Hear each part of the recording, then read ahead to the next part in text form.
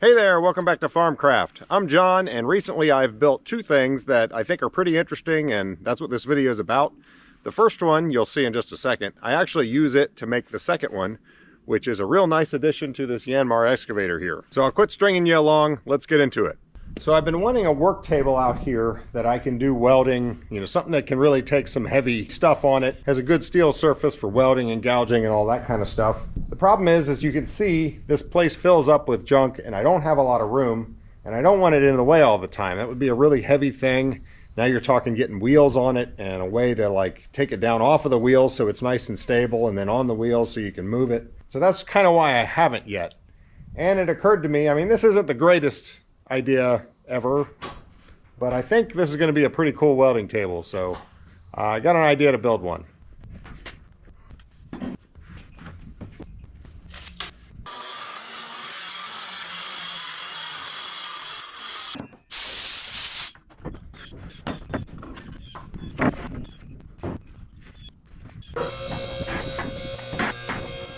All right. So you can see the idea, you can also see the problem. This is a piece of wood. I chose Advantech because it's actually very water resistant, because this thing is going to live out in this covered area, but it'll get wet occasionally. It's also very flat. That thing is supported on all four legs, and they're also sitting on them directly on the ends. So that's a very well supported table. A bucket you could just set on there. But if I was something really heavy, I might want to arrange the supporting feet strategically so that the piece will be well supported. But obviously that is not a welding table or much of a work table. That would get beat up pretty quick.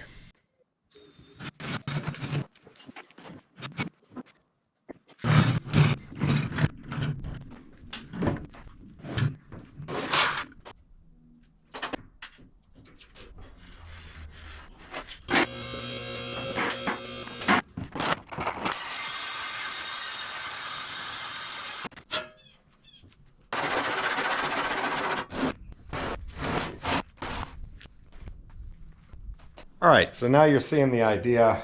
Why am I only using 1/8 inch? Obviously 1/4 inch would have been much better, but I'm trying to keep it as light as possible. That's more like it. That's an actual table. I can put stuff on there, I can weld and gouge.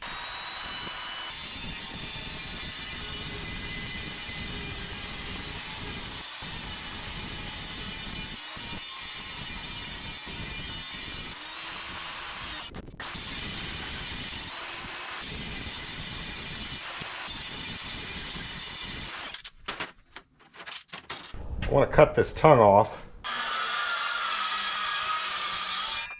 And now the plywood is 47.5. The steel is 48.5.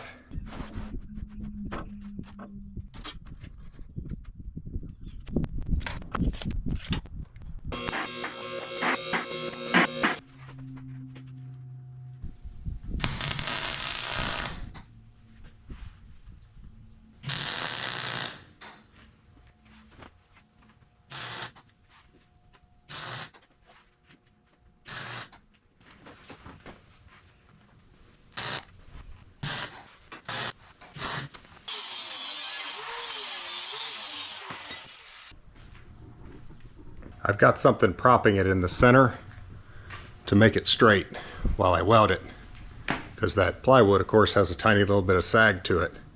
I think that's gonna straighten it out, stiffen it up. I've also pulled the plywood back a little bit so I can weld that a little more aggressively without starting it on fire.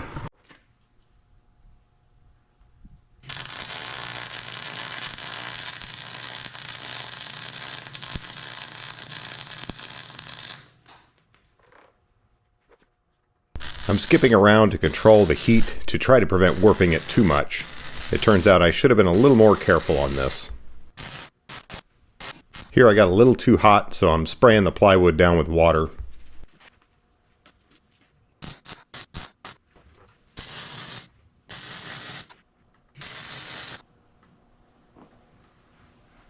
And now I'm taking out that prop that was underneath so that it can sit right down on the plywood.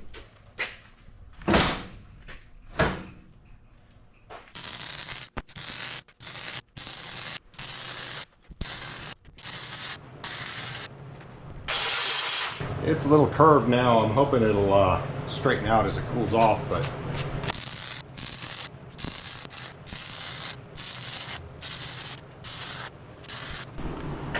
she's a banana, but she's also screaming hot. I think when it cools off, that will straighten out, at least somewhat.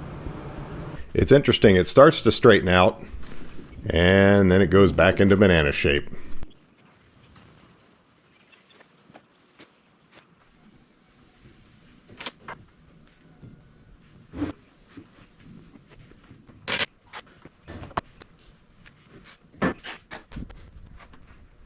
Now I'm working on the other side.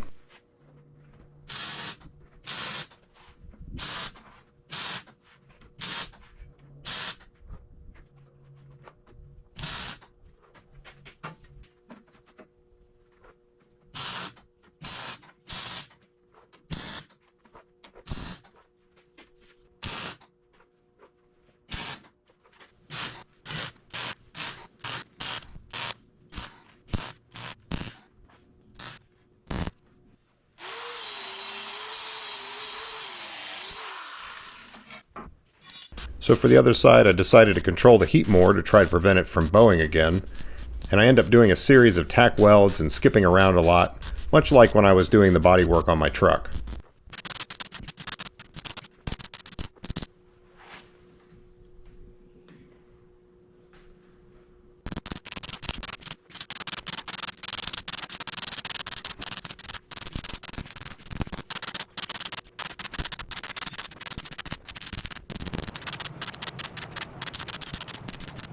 Yeah, that's the way to do it. I wish I had done that on the other side.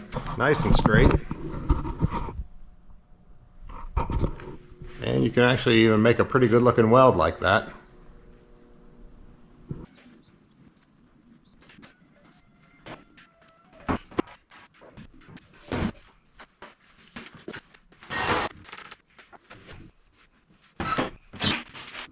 Now obviously I could have drilled a bunch of holes through the top and then just done a countersink screw into the plywood, but I didn't really want to do that. That's just going to make a bunch of things on the top that when I'm sliding something along it, it's going to get caught on, and I think I'll like this better.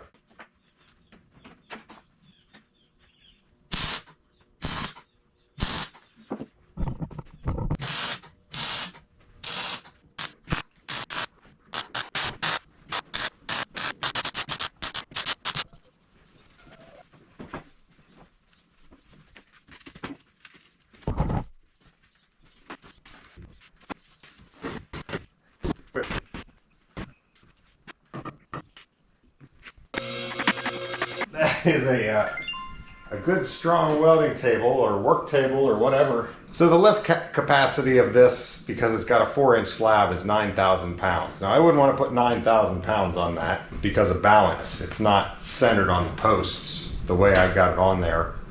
But I'd put 4, and I don't need to put 4. I mean, really, realistically, we're talking about maybe engines or buckets or, you know, stuff that's in the hundreds. I'm not going to need to put 4,000 pounds up here. You know, it would be nice to have this as a 3/4-inch steel plate table, but then I have to deal with that. This is something that I can take off of here, use a hand truck, move it to the side, lean it up against the wall, and it's not taking up a bunch of my floor space. There's one more thing I want to do because of where it is. This thing is certainly going to rust.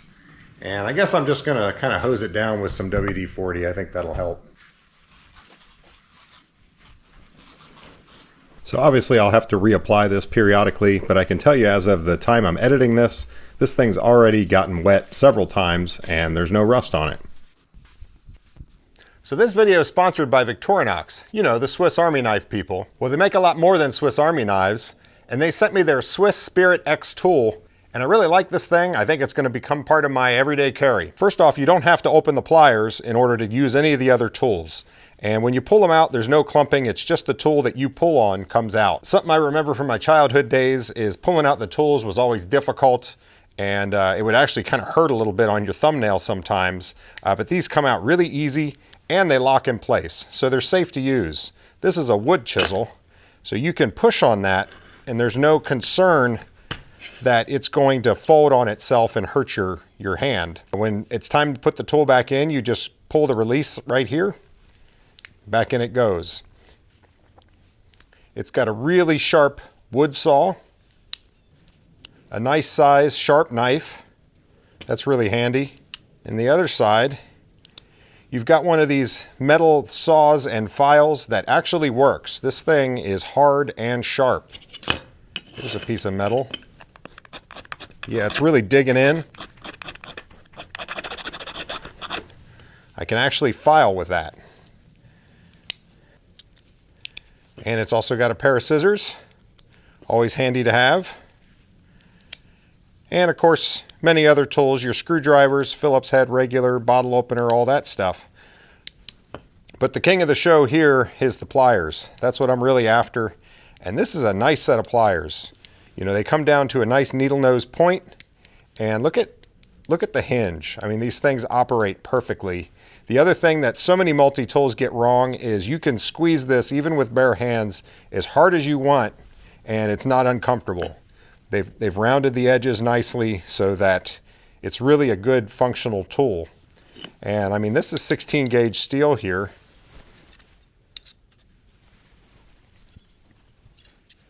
I mean, that's a real pair of pliers. It's got wire cutters that can cut hardened steel. This is fencing wire.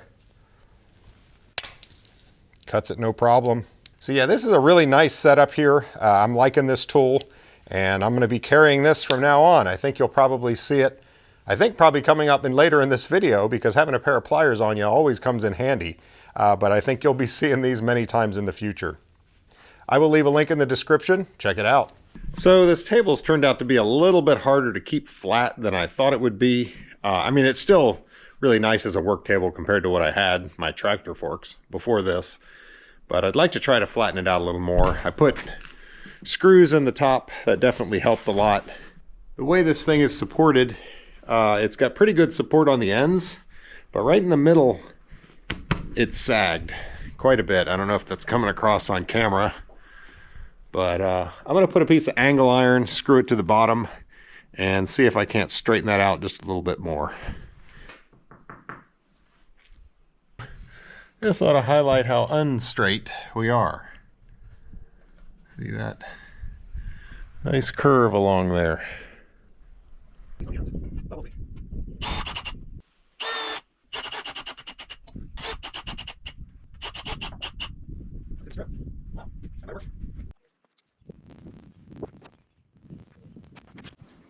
Still not flat, but it's definitely better than it was. Surprising to me how not flat it is. I'll tell you though, it feels pretty solid.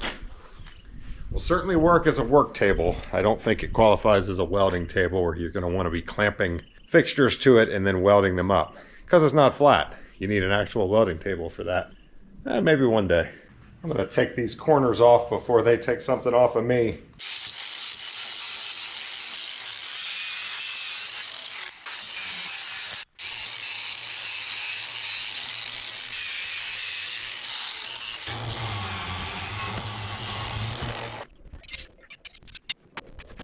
So this is my first time actually moving it. Let's see if this goes okay.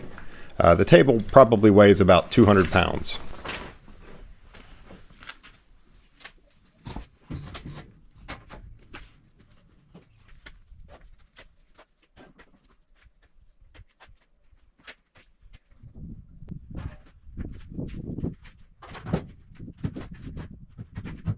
You know, it's really not that bad to move, and it's out of the way.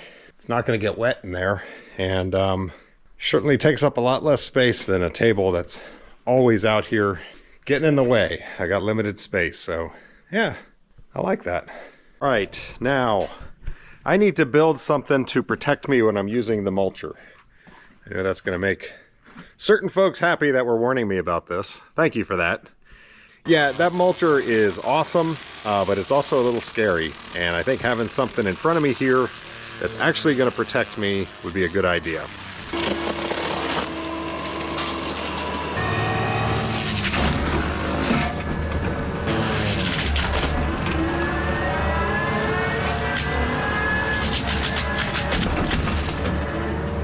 And what I've decided to do is a stainless steel grate, some flattened expanded metal. So in order to build that, I'm going to set my table back up, and we're going to get to work.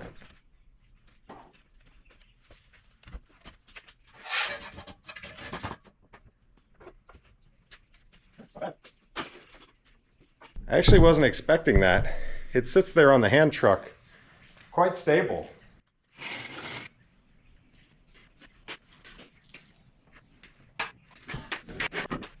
Pretty easy. This is the expanded metal that I'm using. It's made out of stainless, so we're going to be TIG welding it, but it needs a frame, obviously. We're going to cover this whole front doorway, but you can see it's got a round at each corner. Now, I don't have a proper tubing bender, but I do have this that's actually meant for bending pipes, like round pipes. And I guess I could have gotten a round pipe. I didn't really even think of that. It seemed like square was the thing to get. So this is a piece of stainless square tubing. Let's see if it'll bend it. If it will, that'll save me some time. I'll be surprised if this works.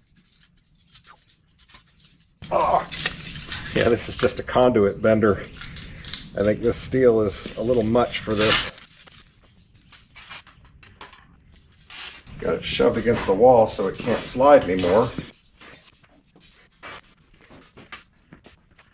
Yeah, it's not laying flat anymore. That's just not going to work. It's bending it, but it's also twisting it. This face is no longer parallel with that face. We'll have to do it a different way.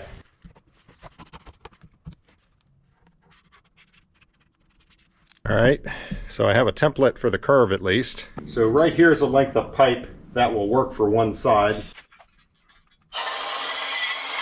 I've never done this before, but here's my thinking. That's the beginning of the curve, that's the end of the curve. So if I mark the corresponding spot on there,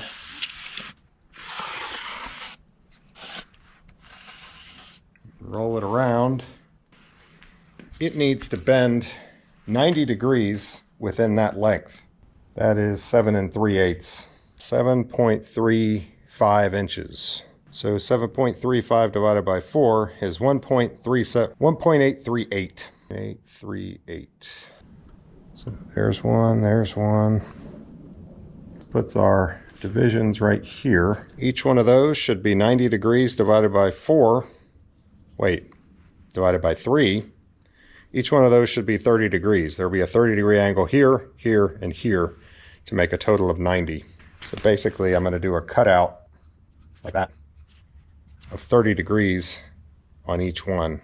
That's the beginning of the curve, and it's still going straight. That's not going to work. I guess I need to do 5 if I'm going to do it that way. All right, I really don't even know if this is going to work, but I'm going to do the 5. 90 degrees divided by 5 comes out to 18, so I need 9 degrees on each side, which is actually pretty easy to do with a speed square. Put the square on, you pivot right here, and you bring this over to 9. And that would be a 9-degree angle.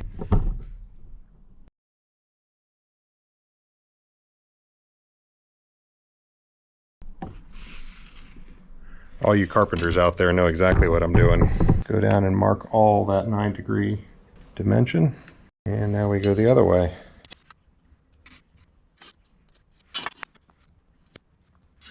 So in theory, if I cut all those out, I'm going to leave this intact. I should then be able to bend it around to 90 degrees.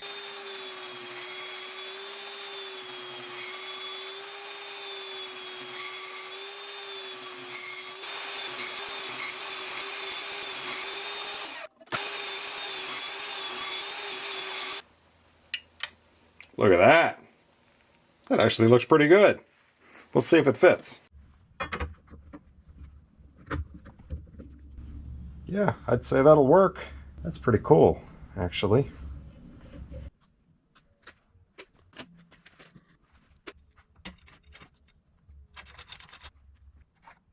So yeah, I'm just using the square edge of my work table here to clamp that at 90 degrees.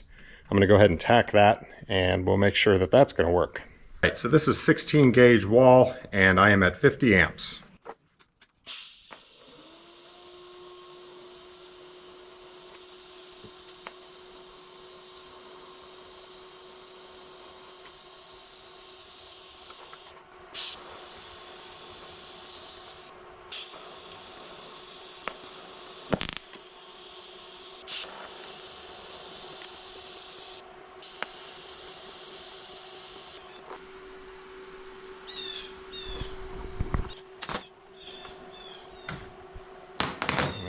So it pulled in a little bit. Yeah, I mean, I think I can work with it like that. I may have to cut one of the tacks to straighten it out a little bit. But the idea is I want to get it all in here. Maybe I'll tack 4 of them and leave one, so I still have that little last bit of flexibility. But I want to get it all in here and tack it up in position. I'm going to have to put some shims in because I don't want it jammed in real tight.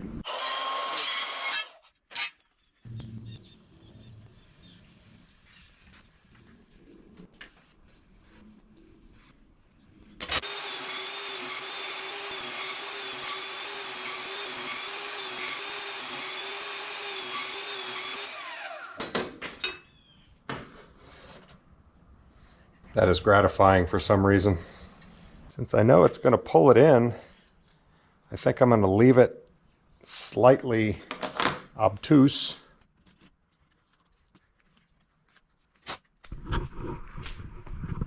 And we're having a gorgeous evening here in December.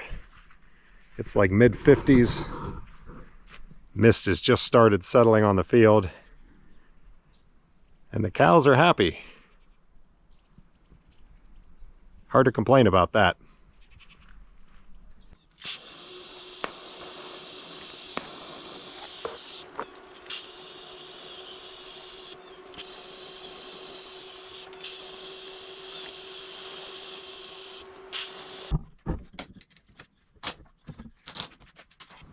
Oh, that one's not fixed. Okay. Yeah, I missed one of the tacks, so it can still move, just like I planned it. Yeah, that one's going to live right there. Going to be there. I left some overlap. But you know it, the curve on the top is different than the curve on the bottom. But I've already traced it out. So I'm just going to do the same thing. Well, I just laid it all out and failed to hit record. But basically, yeah, you know the drill.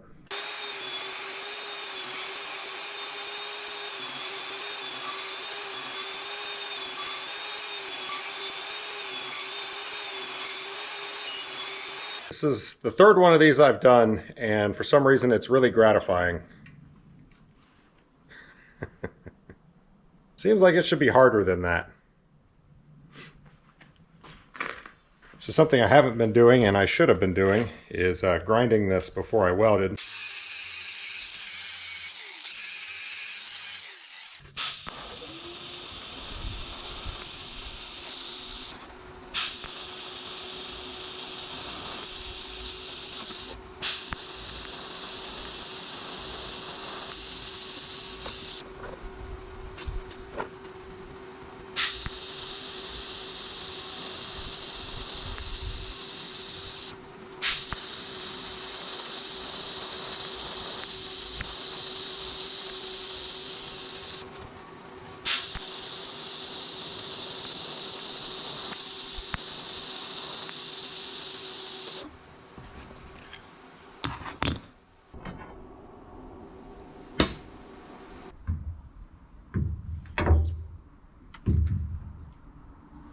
Yeah, I'd say that's going to work. Now this piece actually goes in this way. So the question is, I don't see why not. I can't just mark and go ahead and bend that side too. I just have to get it in the right spot.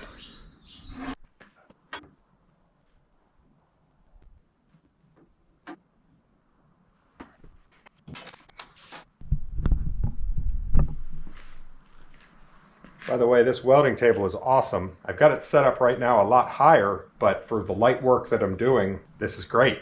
But if I needed to do something heavier where I was down at my waist, I could just lower it down. I'm liking this setup.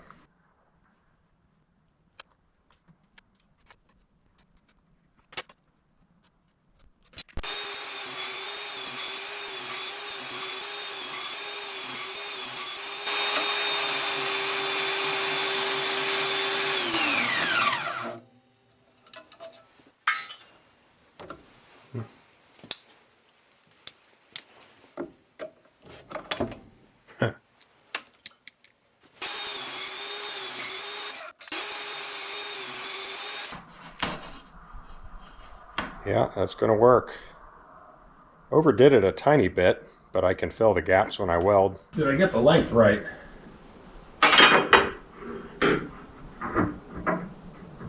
I think that will work.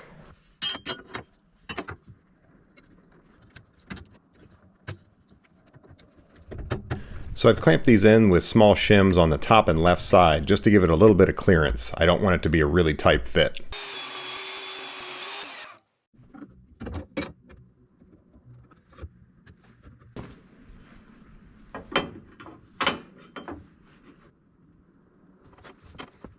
This one, I'm just going to cut off so I can get it close and then mark it. The clamp's in the way and I don't want to undo all that.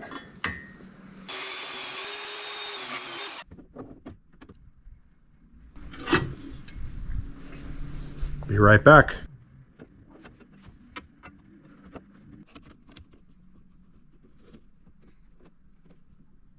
Getting this thing all clamped in here at once is proving tricky. So I've got this piece and this piece, and I'm going to go ahead and weld them together.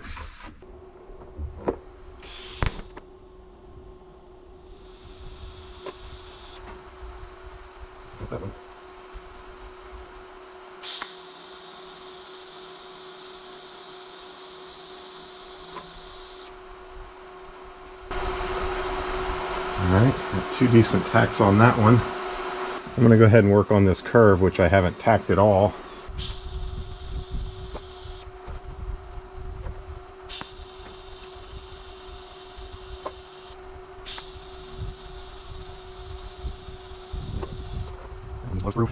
If there's any gap at all, you really have to have some filler.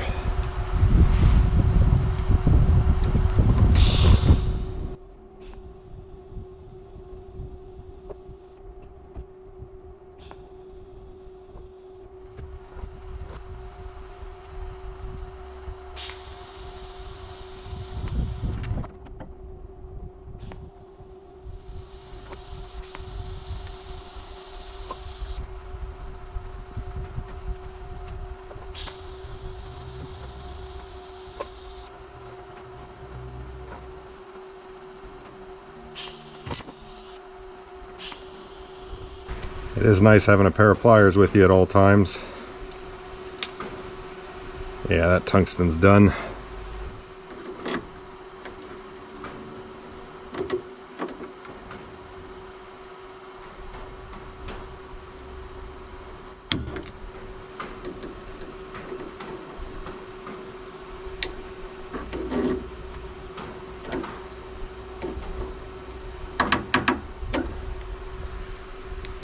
Just cut stainless, man. That's a real pair of pliers. So what I've been doing is get out your box of tungsten, sharpen all of them, because it's really obnoxious when you have to stop and sharpen in the middle of welding. So you do 10 at a time. You only have to sharpen once every 10 mess ups, which hopefully will be quite a long time.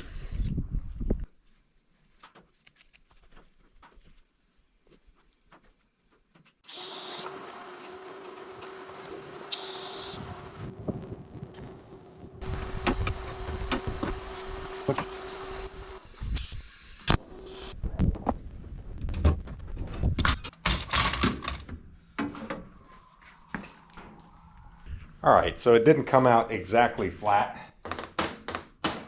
nor is this table exactly flat. The good news is this thing does not have to be perfect. In fact, it could be just like it is, but while I'm welding, I'm going to get it flatter just to try to, you know, keep it from getting too crazy.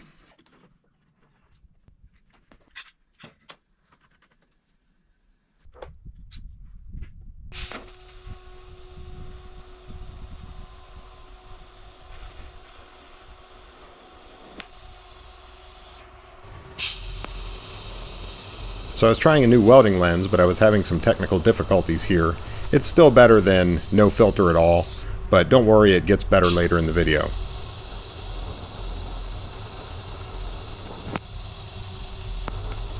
So this project gave me a great excuse to practice my TIG welding, something that I'll admit I was always kind of intimidated by. And I must say it's not nearly as bad as I thought it was going to be.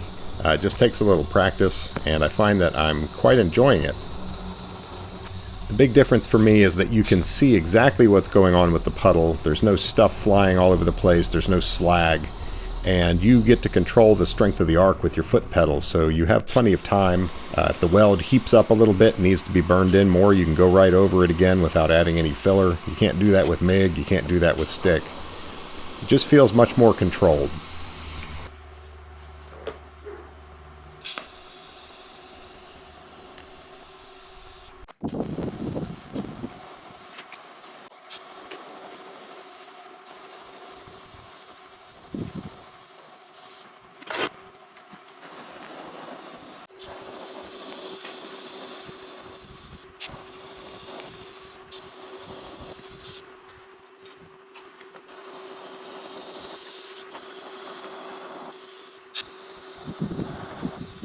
It's not exactly stacking dimes, but it's a good weld, and I'm gonna end up grinding them flat anyway.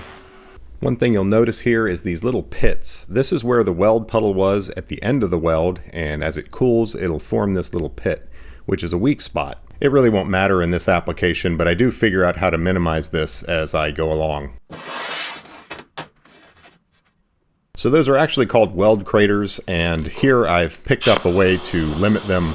You'll see at the end of the weld I stop and then I hit the puddle again, just real quick to reliquefy it and help minimize the amount of crater that's there.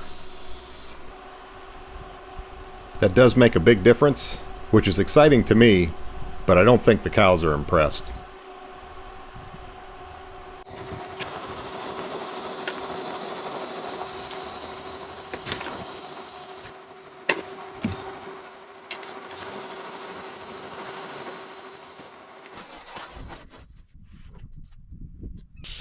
Here I've got the auto darkening functioning actually working somewhat on the lens. I get it a little better later, but you can see a little more in these shots.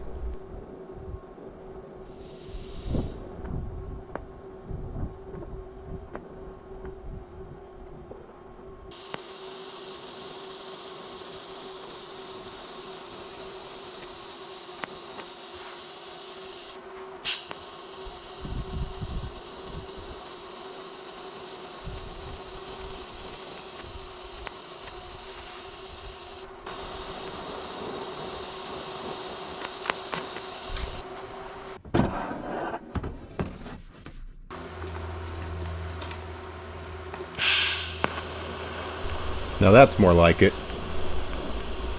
You can actually see the puddle, and you can see the filler dabbing into the puddle and filling it up. That's more what it's like that I'm actually seeing when I'm welding.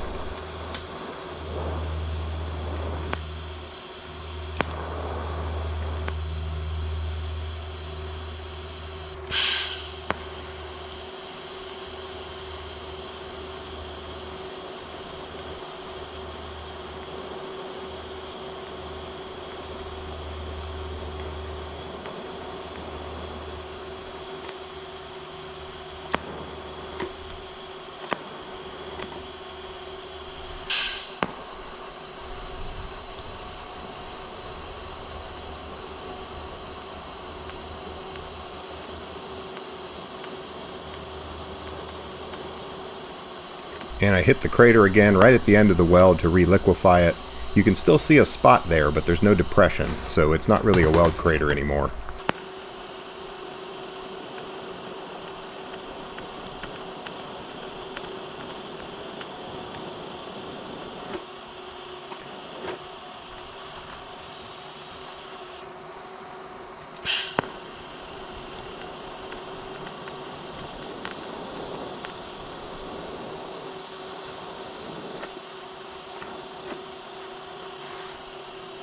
So a long way from a good TIG welder, but those are pretty decent. I have to say, I do like that machine. I recently bought this welder and I think it was a great deal. I covered it more in a different video and I'll leave a link to that in the description.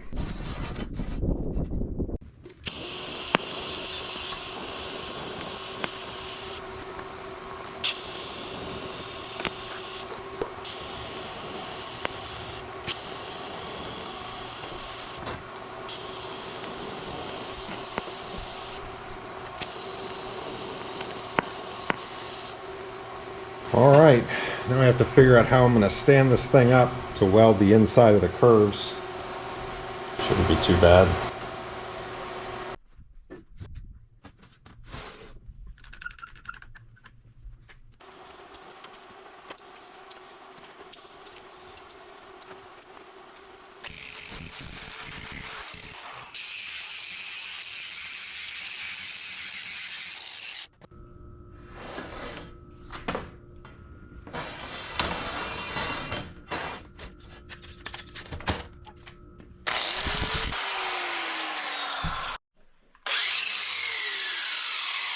Alright, grinding is done. Actually looks better than I thought it would, to be honest. It's not perfectly flat, you can see a little there, but it does fit in the hole well, and it doesn't really matter. I mean, this is a guard. It just needs to be there. So now I need to put some expanded metal on this, and that is right here. So we will cut that out. So if you're wondering why they call this expanded metal, it's because of how it's made. It's actually kind of cool. This started as a regular sheet of stainless steel. A sheet of metal is fed into this machine, and with each stroke, it simultaneously shears and pushes it to expand the metal. I'm actually using flattened expanded metal, so there's another step after this where they run it through rollers and flatten it so that it's not such a coarse pattern.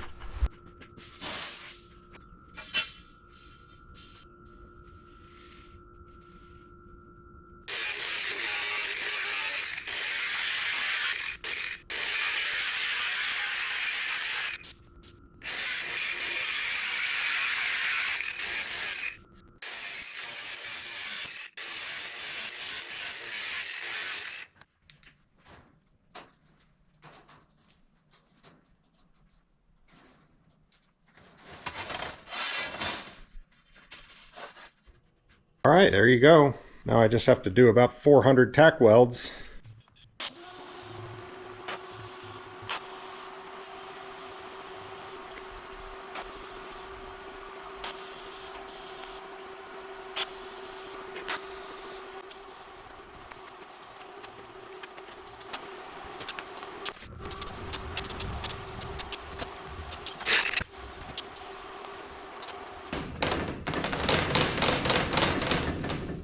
Yeah, I was thinking I'm welding expanded metal. The metal will just expand and it won't warp. But of course, I basically just heat bent the frame many, many times on that side. So probably overkill to weld every single one. But the whole point of this is to be strong. So if it takes an impact, they will hold. That's an awful lot of cumulative welds along that side. And the other thing is it'll prevent it from rattling. So yeah, took a little extra time, but I think that's the right way to do it. Now let's see if I can straighten this thing out. I've got the far side clamped down to the table.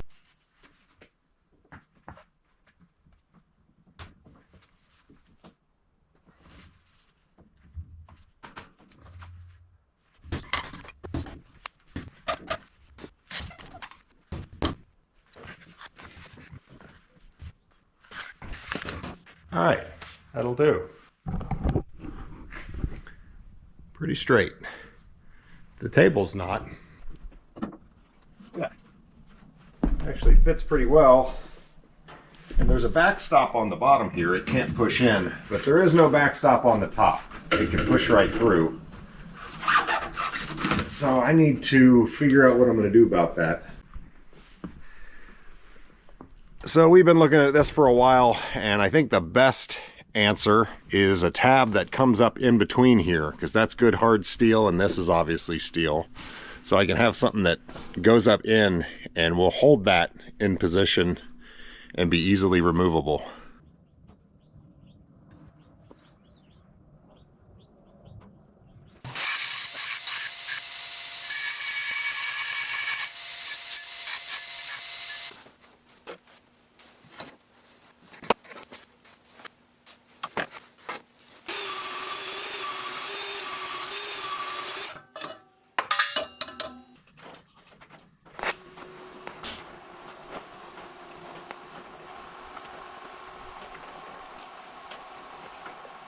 Better test it before I keep welding.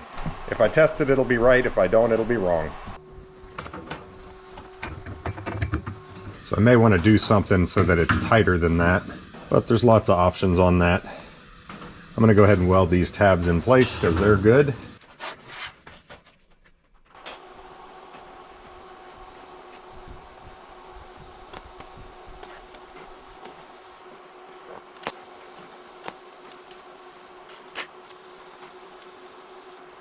Man, I do like TIG welding. You can just see exactly what's going on when you're welding, and there's no slag flying everywhere, there's no junk. You see the puddle perfectly, and you know what it's going to look like when you're done. And I don't even really need filler material. I'm just melting the thicker plate down onto the tubing. I can see it all happening. I can see a little bit of liquefaction on the tubing. I can see this metal fall down onto it and coalesce into one bead or one puddle, and then you're good.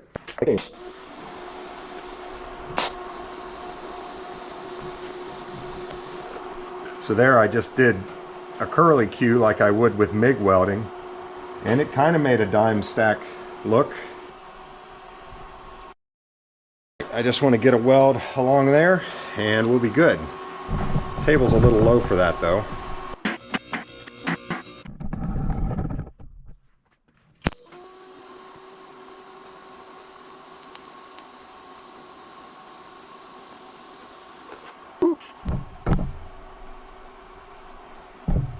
I don't know, I always thought TIG welding would be much harder than stick.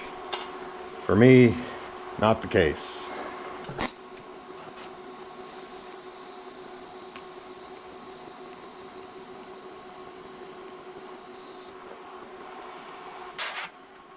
All right, it's done. Now all I need is something to capture it right there.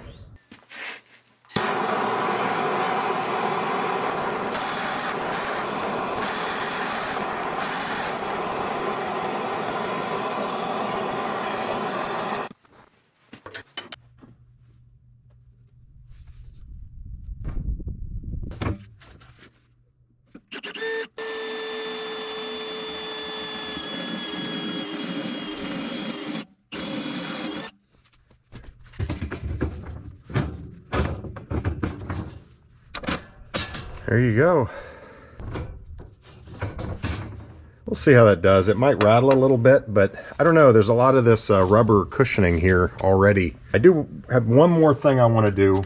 Ultimately up here, I think I might get some TPU, which is squishy stuff that you can 3D print, and basically 3D print a bumper that will go over each tab.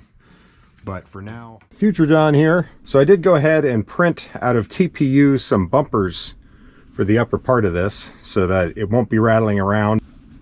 That TPU is pretty handy stuff. It's kind of like being able to print rubber.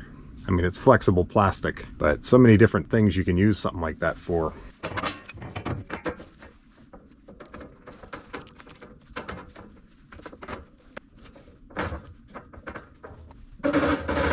Pretty cool, isn't it?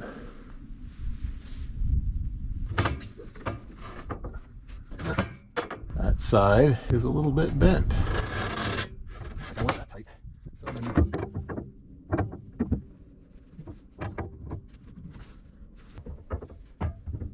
There we go. That's perfect. Not gonna rattle.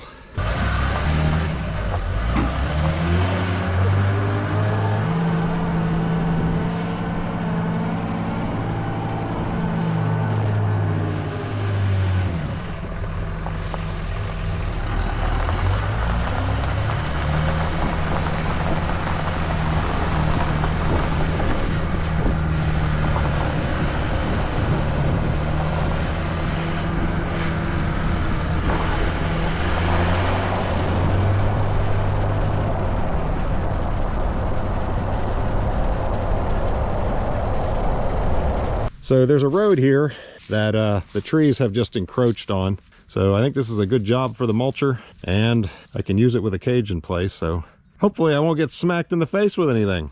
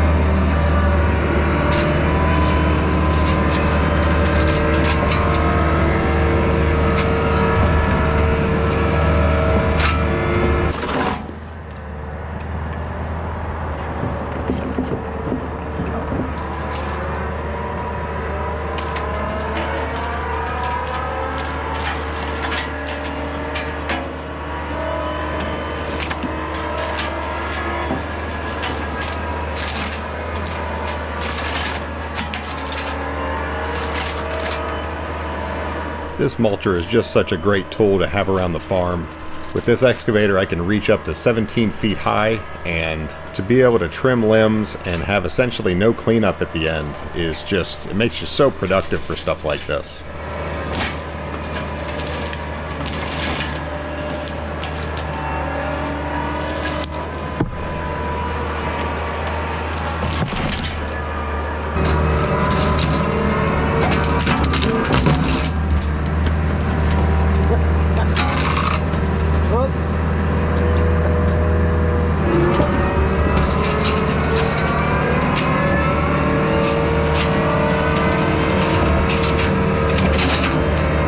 So I'm not really sure how it's going to come across on camera, but the view from inside the excavator's pretty good. I mean, you do kind of notice there's something sort of in your way, but your brain quickly starts tuning out the grate and you just look past it.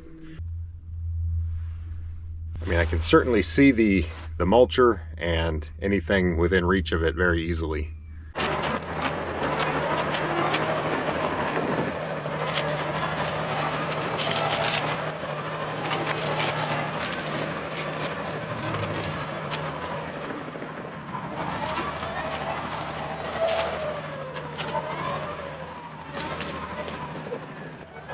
All right guys, this video is just about over. Very cool to have that welding table, or work table I guess I'll call it. A variable height table that I can have plenty of room on, put any amount of weight on it that I reasonably want to. That's something I've needed for a while, and that's going to be really useful. I think I'll be using that a lot. And of course the guard for the mulcher, also something that I will probably appreciate in the future. At some point when something slams into that guard, I'll be chuckling to myself because it didn't slam into me. Working on a lot of things. I really hope the next video is going to be back on the hydro project, but trying to work out some kinks, and also the postal service is slow as usual, and that's not helping anything. But as soon as I can get that video made and out to you guys, I certainly will. I'll quit yakking. Thanks for watching. We'll see you on the next one.